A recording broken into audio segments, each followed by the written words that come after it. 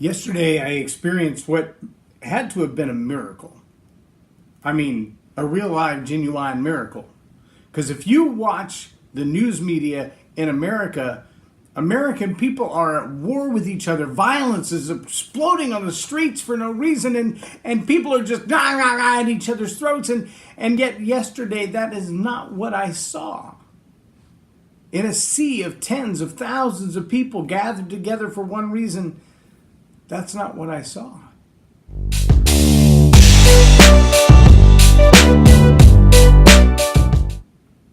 I'm J Loren Norris with Leading Leaders Podcast, and I don't see the dissension that we're being told is happening. Literally tens of thousands of people all along the Trinity Riverwalk at Panther Island in Fort Worth, Texas, to see the fireworks show. Everybody gathered for one purpose, to see the fireworks.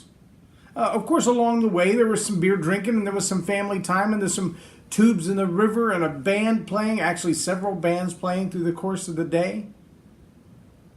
But I didn't see a single race riot or war or fist fight. I mean, there were a couple of drunks that got out of hand, and the cops helped them find a ride home or to a place where they could sleep it off. But aside from the everyday kind of stuff, there were families of every origin. And when I say every origin, I mean every origin.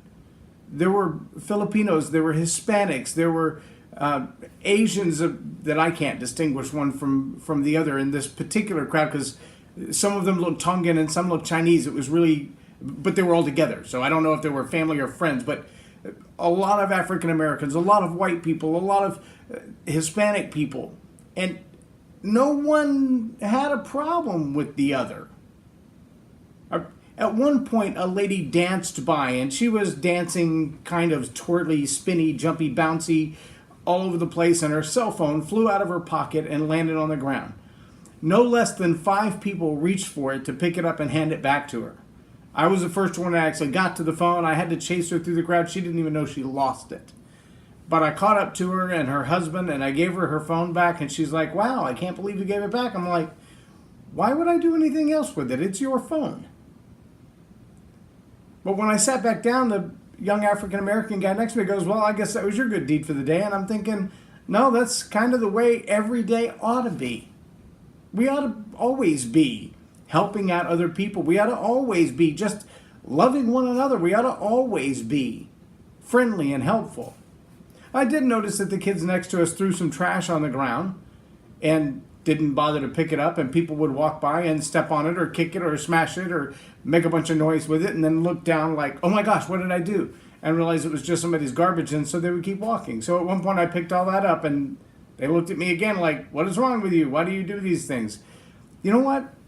I find that in whatever culture you're in, if you will take the extra measure to be kind, the extra measure to do what's right, the extra measure to be the example that other people can look at or point their children to and go, "We should be more like that."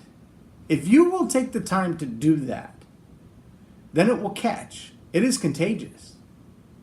But I can tell you, the wars and the violence and the riots that you would expect if you just watch the media, in a crowd that size, that diverse, no, they all came together for one reason: to celebrate the birthday of America.